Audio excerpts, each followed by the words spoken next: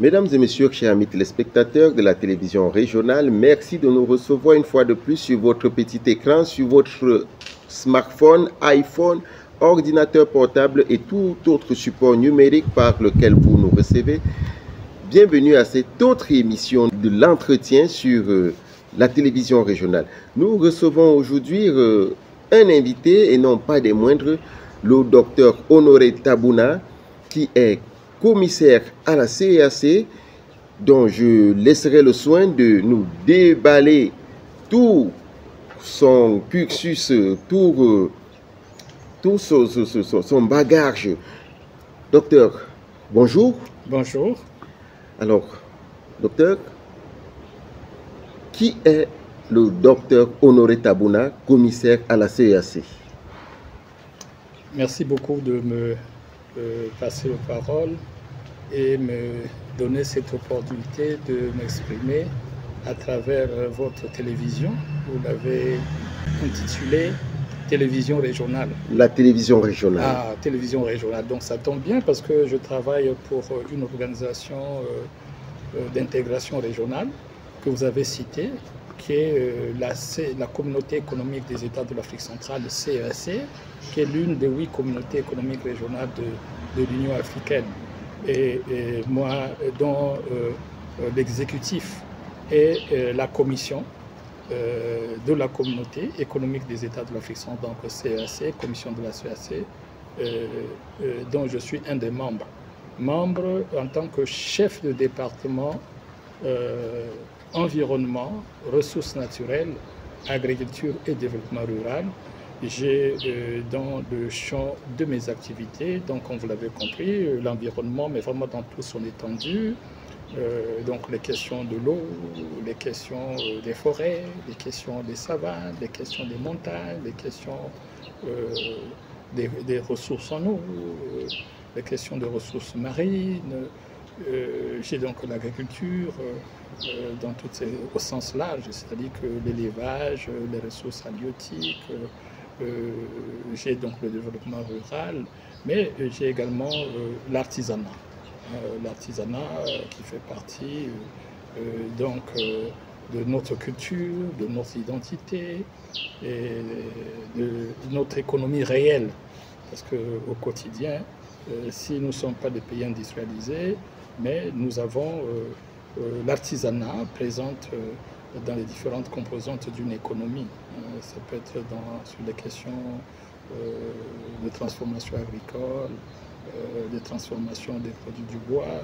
Alors, je parlais tout à l'heure de l'environnement, mais bon, vous avez ce qui fait l'actualité, ce sont les changements climatiques, l'économie bleue, l'économie verte, qui sont vraiment des grands principes, des grands mots, mais qui couvrent des activités auxquelles que les populations de l'Afrique centrale sont développées. Donc, je suis à la CEAC depuis plusieurs années, mais pas en tant que commissaire. Je suis à la CEAC depuis 2009 et je suis devenu commissaire à partir du 1er septembre 2020. Donc, suite à la réforme institutionnelle et organisationnelle de notre institution régionale qui a été créée en 1983 et qui a vu ses activités démarrer en 1985. Et sans rentrer vraiment dans les détails, à partir de 2015, les chefs d'État ont lancé le processus sur la réforme institutionnelle et organisationnelle qui a pris fin 4 ans après, c'est-à-dire qu'en décembre 2002, ici à Libreville. C'était l'occasion d'adopter des nouveaux textes, parce que quand on fait la réforme, c'est pour, entre autres, adopter des nouveaux textes. Et parmi ces textes, donc, le texte fondateur qui a été révisé, qui est le traité révisé de notre communauté, et d'autres textes aussi subséquents, comme le statut du personnel, le cadre organique, tous ces documents qui sont au cœur du fonctionnement d'une organisation.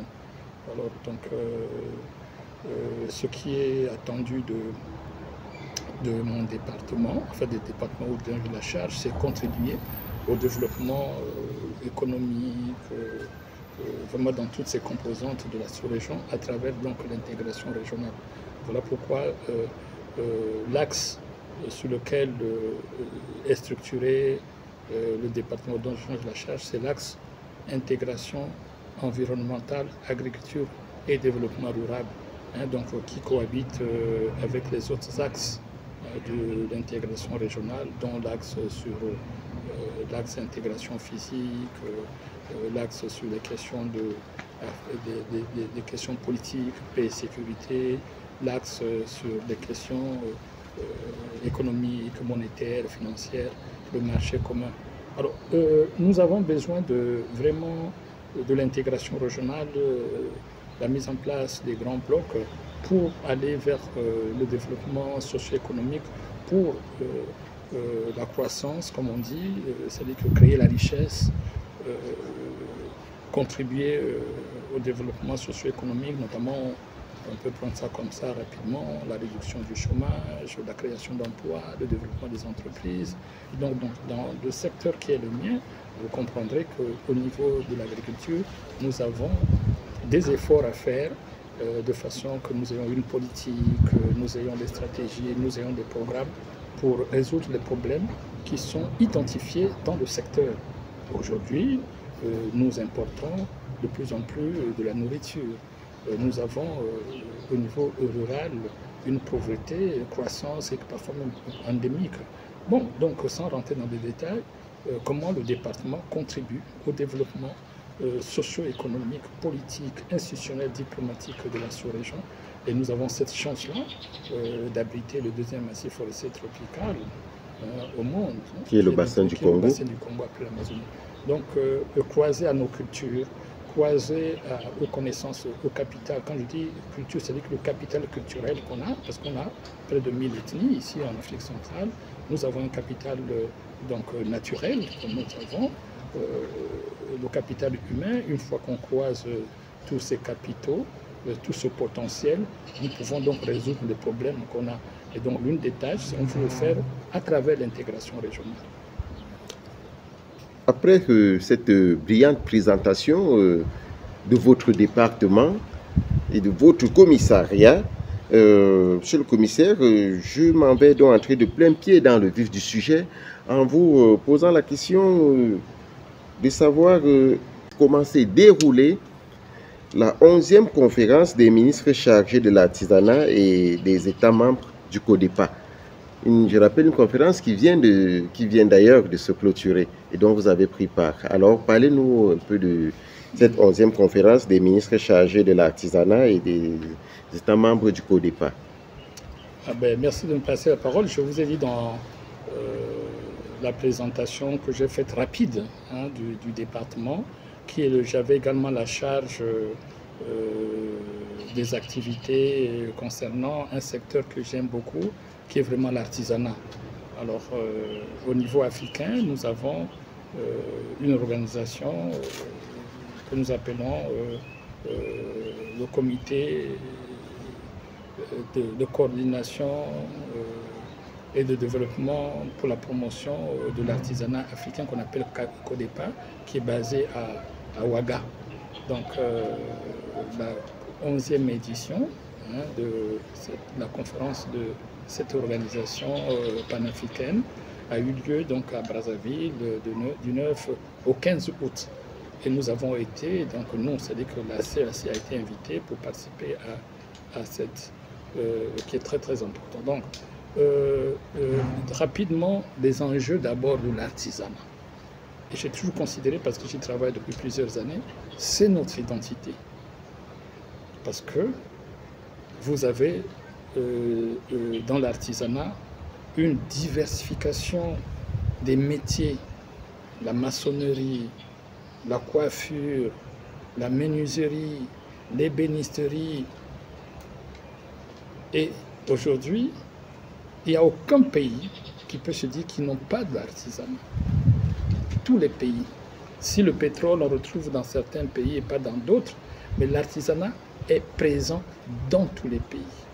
L'artisanat utilise près de 70% de la population active. Certains pays ont même tous des départements ministériels dédiés aux petits métiers et à l'artisanat. Donc les États l'ont compris, il y a cette volonté politique, le fait que nous ayons des ministères de l'artisanat. Donc qu'au départ, c'est le cadre de dialogue, d'échange des ministres en charge de l'artisanat des pays africains, dont les pays de la CEAC. Alors donc c'était la 11e édition. Les enjeux, c'était réfléchir sur l'évolution, notamment l'arrimage du CODEPA à l'Union africaine. C'est un dossier qui date de plusieurs années parce que, comme je vous ai dit, je suis cette question-là depuis l'Europe où j'ai travaillé déjà. Et 11e édition, donc il y a cette question de l'arrimage à l'Union africaine, il y a cette question de protection sociale, il y a cette question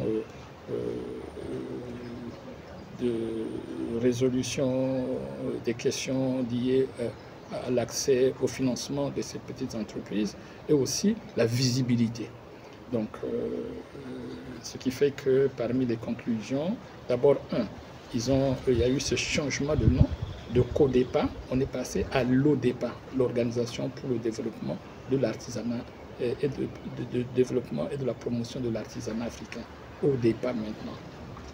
Et deuxième résultat, c'est que le président de la République du Congo, son Excellence Denis Sassou Nguesso, a été désigné comme ambassadeur ou champion de l'artisanat africain. Il lui a été demandé d'organiser la première conférence des chefs d'État africains sur l'artisanat, pour montrer maintenant qu'on doit passer à un autre stade de prise en compte, en tout cas sur le plan politique, de l'artisanat. Comme je vous ai dit, que c'est notre identité, c'est notre culture. Vous prenez par exemple le domaine du bois. On parle de l'absence de la deuxième, de la troisième transformation au niveau industriel, mais au niveau de l'artisanat, vous avez déjà toutes ces transformations, même jusqu'à la 4e transformation du bois. Justement, pour ce qui est de cette question du bois, nous allons y revenir, mais ceci m'amène à vous poser une autre question, celle de savoir si est-ce que les résolutions qui ont été prises lors de cette 11e conférence pourront profiter à toute la population, toute la sous-région CEAC, si tant est que chaque pays ici a ses spécificités. C'est ce qui est intéressant, comme je vous ai dit, c'est que la diversité des métiers dans le secteur de l'artisanat. Et nous avons déjà commencé à travailler sur cette question, ce que nous avons appelé le système de l'économie de l'artisanat, avec plusieurs piliers. Le pilier politique, le pilier institutionnel. Voilà pourquoi, par exemple, concernant le pilier institutionnel, nous avons créé la Confédération des artisans et des petites entreprises d'Afrique centrale, où vous avez tous les pays. Donc, c'est basé ici à Libreville.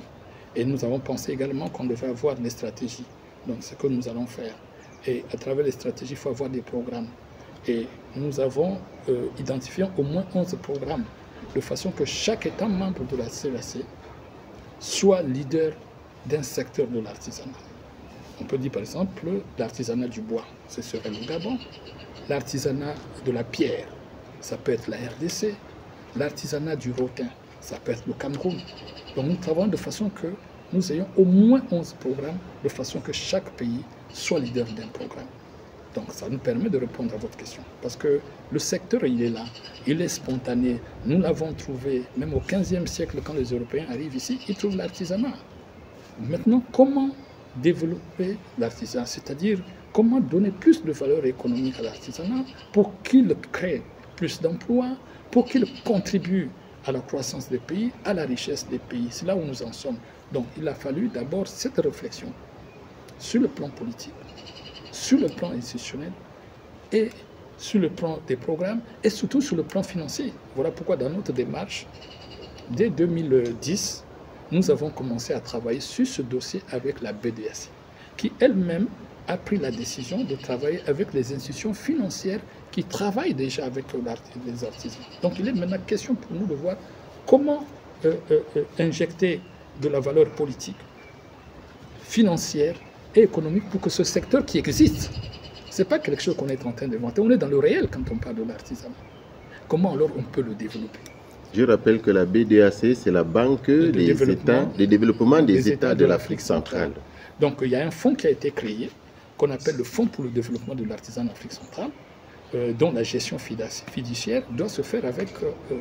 voilà pourquoi il a été décidé maintenant, au niveau africain, qu'il y ait cette conférence des chefs d'État africains sur l'artisanat, dont l'un des objectifs ou bien l'un des résultats, ce serait comment arrimer l'ODEPA à l'Union africaine. Mais avant donc qu'on y arrive, au niveau de la sous-région, la première réunion ou bien la première rencontre des ministres de l'artisanat, c'était en 2012. Donc 12 ans après, 13 ans après, donc ça devait être l'année prochaine, il nous faut maintenant nous avons suffisamment réfléchi sur le plan politique, institutionnel, financier, organisé le comité technique spécialisé des ministres de l'artisanat, qui sera peut-être étendu au ministre des Finances, au ministre de l'Économie et même au ministre de la Culture, pour faire asseoir tous les jalons pour jeter les bases pour l'opérationnalisation de ce système de l'artisanat en Afrique centrale. Et comme vous l'avez dit, pour que ça profite à tout le monde, eh bien, ce seraient les programmes. Programme du bois, de l'artisanat du bois au Gabon, programme sur l'artisanat alimentaire, ça serait peut-être en Centrafrique, pour que les choses deviennent réelles. Parce que nous avons réfléchi, parce qu'on ne peut rien faire sans réfléchir. Et ce que nous avons mis, c'est un peu pour prendre un peu l'image de ceux qui sont dans le bâtiment, c'était le plan. Et maintenant, il faut monter l'immeuble, la structure. C'est ça qui manquait. Ceci m'amène à vous poser la question de savoir quelle a donc été la particularité de cette 11e conférence des ministres chargés de l'artisanat et des membres du CODEPA. Quelle a été la particularité, contrairement aux autres éditions qui sont passées, 10 déjà d'ailleurs, et qu'est-ce qui sera mis en œuvre pour qu'on entre dans du concret? Parce que jusqu'ici à la 11e, on n'est pas toujours dans du concret. Mais qu'est-ce qu'il va falloir faire pour qu'à la 12e, on soit réellement dans du concret, dans du palpable? Voilà, c'est ça. Donc vous savez que c'est une question éminemment politique, comme toutes les questions. Et nous n'avons pas un chef d'État champion. Maintenant, on a un chef d'État champion, qui n'est pas le moindre. Hein, c'est le président de la République du Congo, qui lui, maintenant, va être l'ambassadeur de l'artisanat au niveau de toute l'Afrique. Maintenant, c'est ça qui manquait. C'est ce qui manquait. Vous voyez, aujourd'hui, dans par exemple, dans les grands organismes internationaux, ils ont toujours besoin de faire du plaidoyer. Et parfois, il est arrivé qu'ils identifient des ambassadeurs de bonne volonté. Mais les artisans vous diront qu'ils ne veulent plus des discours, qu'ils veulent du concret. Mais oui, et justement, le concret, c'est ce qu'on est en train de faire. C'est parce qu'on n'a pas commencé par là que nous avons eu des difficultés, parce qu'on n'avait pas un modèle. Il y a eu des actions à gauche et à droite. Or là, il nous fallait un modèle. Donc nous avons pensé le date, dit, bon, nous voulons construire cette maison, mais quel est le modèle? Quel est le plan? Quel est le rôle que les chefs d'État vont jouer? Regardez, il y a eu 10 conférences, même, et ça s'est arrêté au niveau des ministres. Et vous savez que pour qu'on développe, ce sont les chefs d'État qui doivent tirer la machine. Maintenant, on a un chef d'État. Et lui, il doit parler maintenant à tous les autres chefs d'État pour placer l'artisanat comme l'agriculture parmi les priorités. Parmi les priorités. C'est ça, maintenant, on va le contrer. Est-ce que ça peut être une priorité? Jusque-là, ça n'a pas été une priorité. Vous verrez que dans nos États, l'économie que nous avons construite, c'est l'économie des matières premières. On n'avait pas cette économie sur l'artisanat. Et maintenant, on va commencer à en parler. Vous qui êtes de la presse, vous suivez que, par exemple, en France, on parle de plus en plus de l'artisanat comme la première entreprise. Donc, il faut commencer maintenant à faire beaucoup de bruit. Et quand les chefs d'État sont au courant, ça veut dire que nous pouvons toucher facilement les ministres des Finances. Parce que c'est l'un des freins au développement de l'artisanat, c'est l'accès aux finances. Mais dès que les chefs d'État vont maintenant s'approprier ce dossier, eux, ils parlent au ministre des Finances. Voilà pourquoi je vous ai dit que le niveau ministériel sera, nous c'est la proposition que la CAC fera, sera élargi au ministre des Finances. Parce que tout le dispositif qu'on a mis sur le plan institutionnel, sur le plan financier, il faudrait que le ministre des Finances soit là. Or, longtemps, quand on a parlé de ces ministères-là, ça s'est arrêté au niveau anthropologique, au niveau historique, au niveau sociologique. Et je vous dis qu'à la CAC, nous ne parlons pas de l'artisanat, nous parlons de l'économie de l'artisanat. Comment l'artisanat peut nous aider à créer de la richesse. Or, souvent, ça a été abordé comme la culture sur le plan anthropologique. On décrit 70% de la population active travaille là-dessus, on trouve tant de femmes, on trouve tant de jeunes. Ça, pour moi, c'est de l'anthropologie. Maintenant, il faut passer au business. Et c'est de ça que c'est la mission qui sera donc confiée à l'ambassadeur de bonne volonté, donc le président de la République du Congo, qui va en parler aux autres chefs. Et comme vous savez, une fois qu'il y a une décision des chefs d'État, ça change beaucoup de choses. Le président Denis Sassou Nguesso. Alors, monsieur le commissaire, est-ce que pendant cette 11e conférence, vous n'avez peut-être pas oublié de vous pencher sur l'éducation artisanale?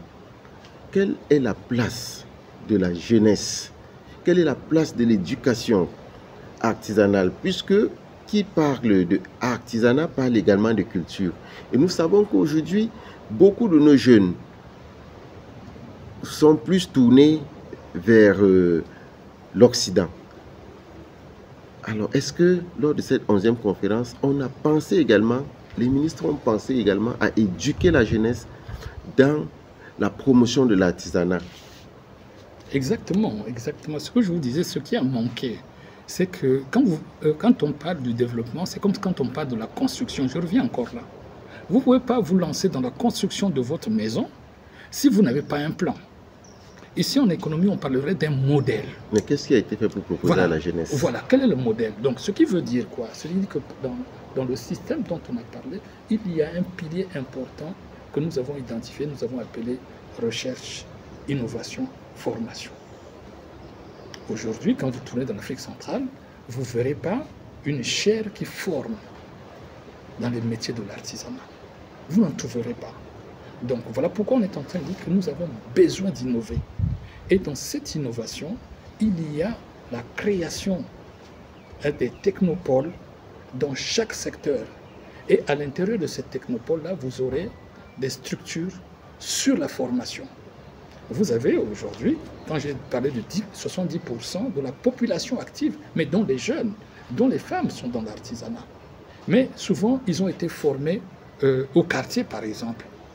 Mais nous n'avons pas, au niveau de toute la chaîne, des spécialistes. Que nous ayons des spécialistes en marketing de l'artisanat, que nous ayons au niveau de la transformation. Vous verrez qu'aujourd'hui, quand on parle dans certains métiers de l'artisanat, si vous voulez la transformation plus poussée du bois, nous sommes obligés d'importer de la main-d'œuvre. Vous voyez, on est obligé. Tout à l'heure, je vous disais le nombre de métiers, on peut en trouver 30. Aujourd'hui, on parle de la diversification. Mais c'est là-dedans qu'il faut le faire. La maçonnerie, où est-ce que nous en sommes? L'ébénisterie, où est-ce que nous en sommes? La menuiserie, où est-ce que nous en sommes? La coiffure, où est-ce que nous en sommes? Donc, tous ces métiers qui sont dans l'artisanat, il faut derrière avoir maintenant des structures spécialisées de formation que nous ayons. Et on va montrer que ceux qui seront formés dans ce métier-là vont rentrer dans le système qui existe. Donc, toute la réflexion que nous avons déjà faite ici, il est maintenant question, dans le cas, après le 11e, maintenant passer à l'opération. Maintenant, on a réfléchi, on a beaucoup discuté. Quel est le modèle? On a maintenant le modèle. On ne va pas l'inventer, on va s'appuyer sur ce qui existe. S'il y a des jeunes qui sont dans les métiers de maçonnerie, comment on peut les aider à se développer? S'il y a des jeunes qui sont dans la menuiserie, donc partir de l'existant, puisque vous disiez au début que nous devons être dans le concret. Donc nous ne sommes pas dans le rêve quand on parle de l'artisanat, parce que l'artisanat existe. Alors comment aider ceux qui sont dans les métiers de l'artisanat de se développer? Et là, quand je vous ai parlé des programmes, s'il y a un programme jeune, à ce moment-là, comment mettre de l'argent dans ce programme jeune? S'il y a un programme sur les femmes, il faut mettre, jusque-là, vous le savez, ça n'existait pas. Donc maintenant, on peut se dire, c'est ça qu'on va maintenant présenter au ministre des Finances. Voici le programme régional de développement de l'artisanat jeune en Afrique centrale. voici le programme régional de développement de l'entrepreneuriat féminin. Ça n'existait pas. Les déchets que vous connaissez, la transformation des déchets, ceux qui vont collecter les déchets de métaux et qui fabriquent des ustensiles de cuisine, ça existe. C'est la chance qu'on a. Si ça n'existait pas, on allait se dire, mais comment faire? Mais là, ça existe. Donc, comment développer? N'oubliez pas que 85% des entreprises dans le monde sont des entreprises familiales. C'est-à-dire que qui, à un moment de leur développement, ont été des entreprises artisanales. C'est le monde comme ça. Donc, quand je vous parlais du modèle économique, parce que nous n'avons pas orienté notre développement économique dans ce sens. Voyez-vous, vous êtes à Yaoundé, vous verrez des ateliers. Il y a des gens qui ont été à l'école, qui n'ont pas pu progresser dans l'école. Les parents les ont dirigés vers ces ateliers. L'atelier de ferronnerie, l'atelier de l'artisanat. Mais on n'a pas récupéré ça dans le développement économique. On a laissé les choses se dérouler de façon spontanée. Voilà pourquoi nous avons pensé que maintenant on réfléchit. Nous avons suffisamment réfléchi. Le niveau de réflexion est tel qu'on peut maintenant passer à l'opérationnalisation. Et pour cela, il fallait un driver. Il y a quelqu'un qui tire sur le plan politique, qui peut en parler aux autres chefs d'État qu'attention, oui, la matière première, mais nous avons aussi notre culture entrepreneuriale, l'artisanat, qu'on trouve dans tout le pays et qui absorbe aujourd'hui près de 70% de la population active. Donc, quand on parle de la diversification, mais voilà le secteur pour la diversification. Mesdames et messieurs, chers amis téléspectateurs, je rappelle que nous sommes toujours en compagnie de notre invité, le docteur Honoré Tabouna, qui est commissaire à la CAC dans le secteur environnement, agriculture, artisanat, intégration, avec qui nous allons aborder la suite de cette émission avec la conférence des chefs d'État qui est en préparation à la CAC. Alors, docteur, mon commissaire, sur le domaine qui est le vôtre, qu'est-ce que vous allez proposer, sinon présenter au chef d'État lors de la conférence qui est en préparation? Merci beaucoup de me passer la parole. Vous parlez du concret. Et là, justement, on rentre dans le concret. Les artisans sont là. Et les artisans touchent également le domaine environnemental. Vous avez ceux qui sont dans l'artisanat du bois, qui déjà à leur niveau font circuler des produits à base de bois dans la sous-région. Nous avons réalisé des études au niveau de la CEAC sur le marché régional du bois, le marché du bois dans certains pays, et nous sommes à l'ère de la ZLECAf, la zone de libre-échange africaine. Alors, mon département, de façon spécifique, ne va pas présenter, mais de façon indirecte, nous avons des textes qui vont être pris en ce qui concerne des questions liées au commerce dans la sous-région. Donc, parmi ces produits qu'on échange aujourd'hui de la sous-région et dont les échanges doivent être encadrés, il y a les produits agricoles, il y a les produits du bois. Quand je dis les produits agricoles, c'est au sens large. Vous voyez comment les échanges se font entre le Cameroun et les autres pays de la sous-région. Le Gabon, la Guinée équatoriale, voilà, la Centrafrique, le Tchad. Justement, dans une expérience passée, j'ai fait donc des travaux, j'ai effectué des travaux, j'ai conduit des travaux sur les échanges sous-régionaux au niveau des produits agroalimentaires, notamment les aliments traditionnels, le manioc, la tomate, la banane qui quittent le Cameroun vers la République de la Guinée équatoriale, le Cameroun vers la République du Tchad, le Cameroun vers la République centrafricaine, le Cameroun vers le Congo. Et vous avez des produits qui quittent le Gabon, notamment la sardine fumée, qu'on appelle les bifaka au Cameroun, qui quittent le Gabon pour aller en Guinée équatoriale. Et également au Cameroun aussi. Au Cameroun aussi, pour aller au Cameroun. Donc c'est pour vous dire que nous allons beaucoup parler de mon collègue, qui est même mon voisin, il y a des textes sur les questions du marché sous-régional, des échanges au niveau de la sous-région. Donc voilà un peu quelque chose de concret parce que le commerce transfrontalier se fait depuis plusieurs années. Les gens n'ont même pas attendu la CEAC pour commencer à faire. Vous allez à Mbam, au marché mondial, vous êtes sûrement que vous avez déjà fait des reportages là-bas, vous verrez comment les échanges... Dans la zone des 3 frontières. Absolument, comment les échanges se font. Donc ça sera l'un des dossiers très importants parce que les ministres en charge du commerce se sont déjà réunis et donc là, ce serait un dossier très très avancé qu'on va présenter au chef d'État. Et là, nous sommes vraiment dans le concret. C'est ce que le peuple veut. Les commerçants, hein, les transporteurs qui travaillent déjà sur ces questions-là, ils cherchent maintenant que les politiques les accompagnent parce que jusque-là, ils ont travaillé seuls. C'est maintenant le moment de les accompagner. Mais là, vous entrez dans la libre circulation des biens et des personnes, mais qui, jusqu'ici, tarde à prendre corps dans certains pays de la sous-région. On sait déjà qu'au niveau du Cameroun, du Tchad, de la Centrafrique, les pouvoirs publics ont rendu la libre circulation très effective. Au niveau du Gabon, la Guinée équatoriale, du Congo, c'était effectif, mais avec quelques restrictions encore. 3 mois, pas plus. Alors, est-ce que cette question aussi également sera abordée lors du sommet des chefs d'État? Est-ce que vous avez des propositions? Vous allez les faire des propositions? Parce que qui dit commerce transfrontalier dit également la banane ne va pas quitter du Cameroun pour arriver au Gabon tout seul. Il faudra quelqu'un qui la transporte. La banane ne va pas partir de Yaoundé pour arriver à Brazzaville tout seul. Et vice-versa avec Bata, avec Bangui, avec N'Djamena. Est-ce que vous allez également aborder toutes ces questions? Oui, il y a des questions qu'on aborde de façon indirecte. Vous savez, il y a un proverbe en RDC, en Lingala, où on dit que quand une masse de mouches viennent autour de votre plaie, ce n'est pas en chassant les mouches que vous allez résoudre le problème, mais c'est plutôt en guérissant la plaie. Elle ne viendra pas.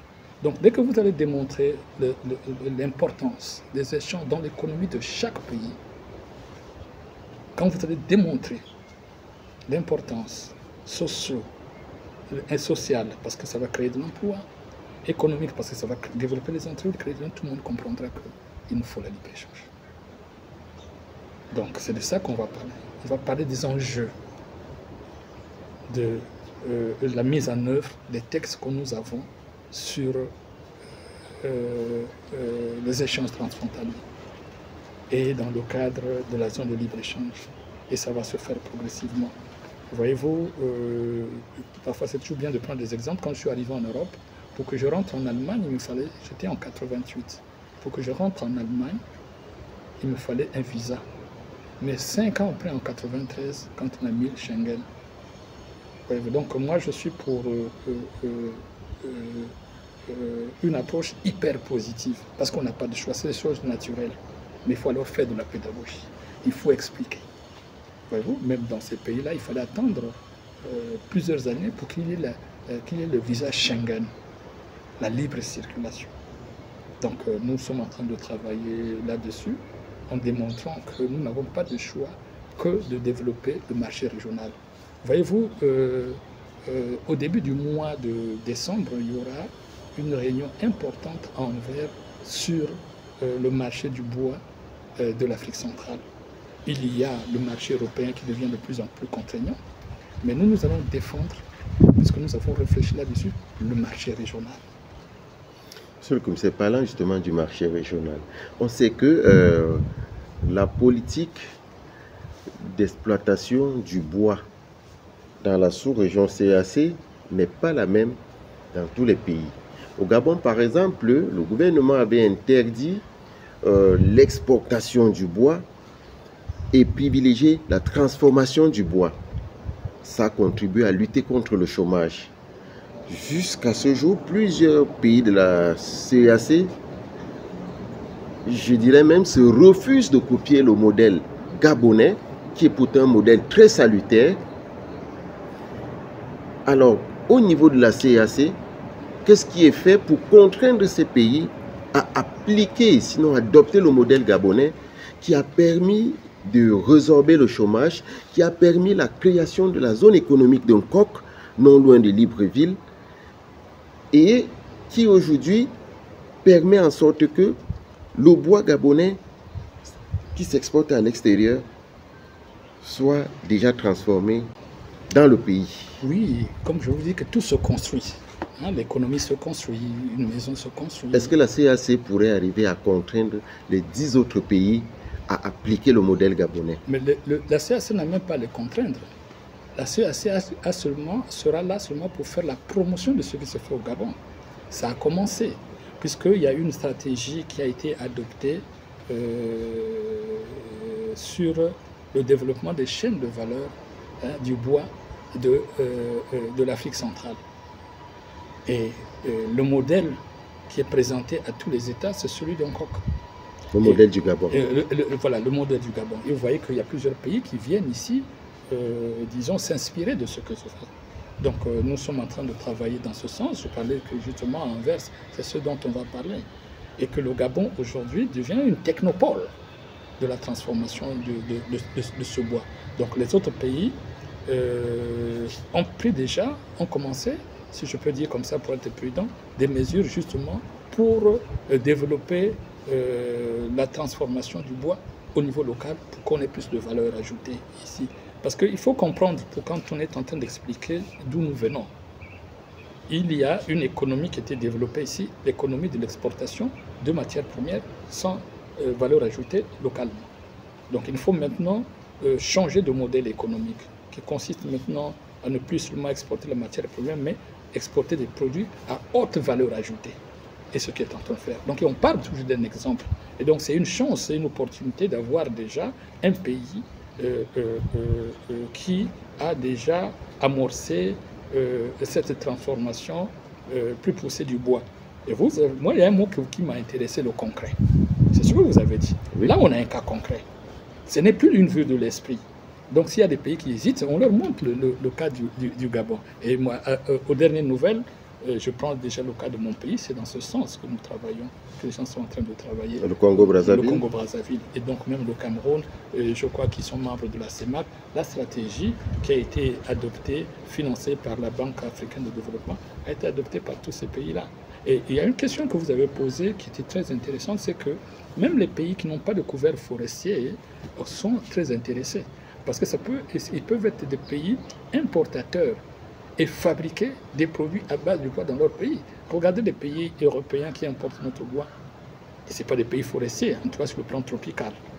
Donc nous avons des pays, d'avoir cette chance-là, d'avoir des pays, les 7 pays qui ont un couvert forestier tropical. Hein, donc soit on parle de 6, mais en fait il faut ajouter l'Angola, parce que vous avez la forêt de Mayombe en Angola.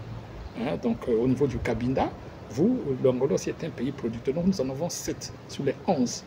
Donc les autres peuvent être importateurs, d'ailleurs ils le sont aujourd'hui. Quand vous allez à N'Djamena, vous allez trouver du bois qui vient du Cameroun, qui alimente justement l'artisanat du bois. Vous partez au Rwanda, vous allez trouver des artisans qui importent des planches de la RDC et qui transforment chez eux, voyez-vous. Et c'est dans ce sens-là que nous partons là-bas pour développer, parler du marché régional, parce que nous avons déjà 2 décisions des chefs d'État adoptées en 2015 sur le développement du marché régional du bois. Et nous avons une autre décision sur le développement des PME et PMI qui sont déjà dans la première, la deuxième, la troisième et parfois même la 4e transformation du bois. Donc quand on parle du potentiel, oui, on a le potentiel naturel, mais on a aussi le potentiel artisanal. Donc comment on peut faire pour que ceux qui sont déjà dans la 3e transformation, dans la 4e, dans la 2e, et qui sont encore au niveau artisanal, puissent donc se développer en véritable structure industrielle. C'est là que nous avons la chance d'avoir, pour être dans le concret. Et parce que, comme j'ai dit au début, quand on parle de la 3e transformation, on voit souvent au niveau des grandes industries. Mais tout notre artisanat fait de la 1re, de la 2e, de la 3e et de la 4e transformation. Voilà, donc l'artisanat nous amène à tout dans le domaine de l'environnement, comment demain on peut transformer tous nos produits forestiers non ligneux qui sont commercialisés et qui ont un marché régional. Quand je prends le coq qui est consommé au Nigeria, qui est consommé au Cameroun, Gabon, en Centrafrique, au Gabon, voyez-vous. En Guinée équatoriale. Oui, quand je prends les forces. Et même au Congo-Brazzaville. Oui, les verres de palmier qui sont consommés dans tous ces pays. Nous sommes tous dans l'environnement. Quand je prends la prune, la tanga, qui est consommée partout, voyez-vous. Donc, nous avons là le secteur de l'artisanat qui est un secteur vraiment transversal et qui peut nous amener à aller très vite dans ce que nous voulons. Et comme j'ai dit, vous avez une diversité des métiers.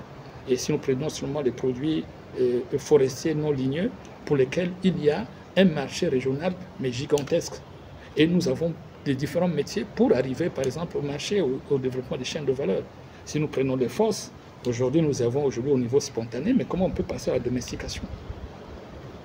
Si nous prenons le coq, si nous voulons lancer des plantations, il faut commencer par la domestication. Donc, il faut avoir des pépinières.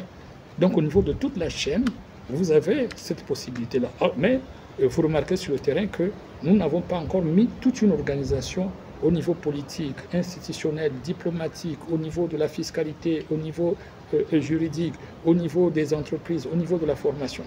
Donc c'est là maintenant qu'il faut le faire. Voilà. Alors, docteur, un mot de fin à l'endroit de tous ceux qui vous regardent. Oui, moi je voudrais d'abord commencer par vous, hein, parce que c'est grâce à vous que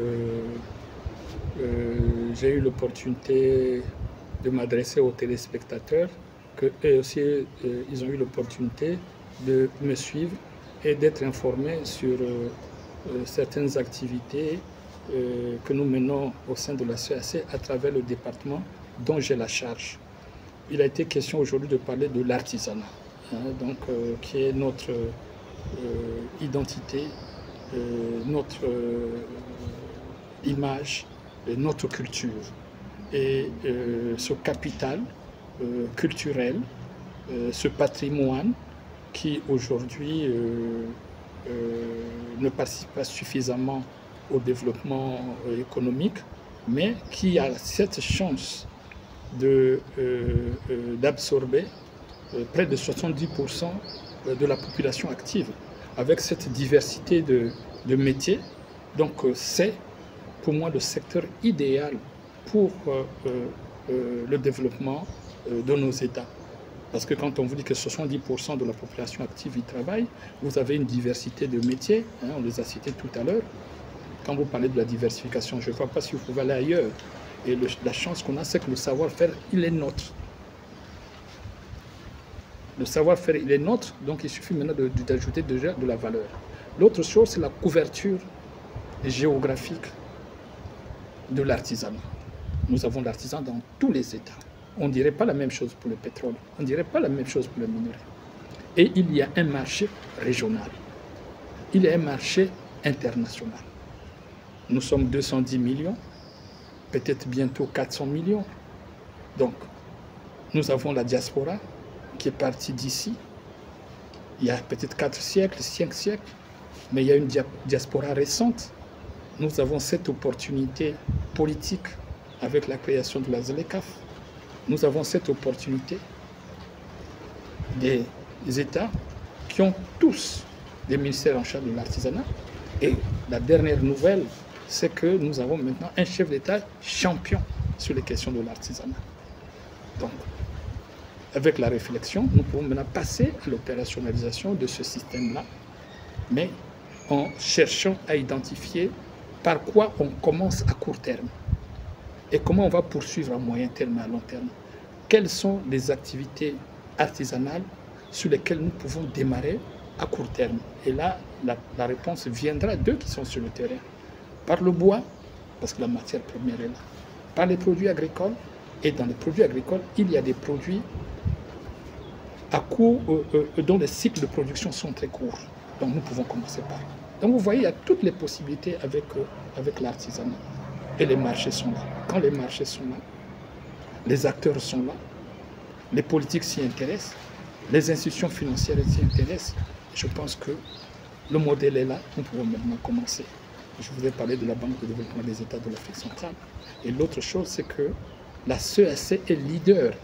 Vous verrez que peu d'institutions parlent de l'artisanat tel que je suis en train de développer. Tout le monde est intéressé par la matière première, mais nous sommes intéressés par un secteur identitaire, culturel, qui véhicule la culture dans un monde mondialisé, dans une économie mondialisée. C'est les produits qui véhiculent une culture qui va vous permettre de vous positionner, de vous différencier par rapport aux concurrents.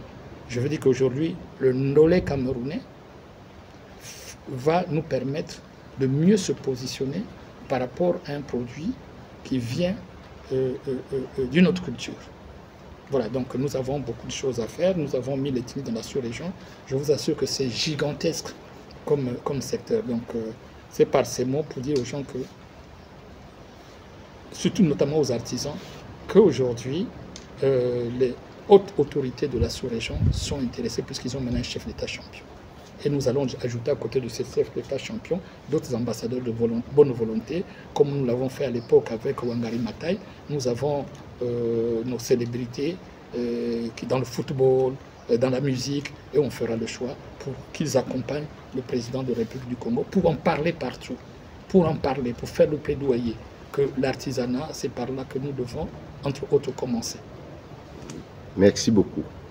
Mesdames et messieurs, chers amis téléspectateurs, c'est par ces mots du docteur Honoré Tabouna que nous mettons un thème à cette émission, l'entretien sur la télévision régionale.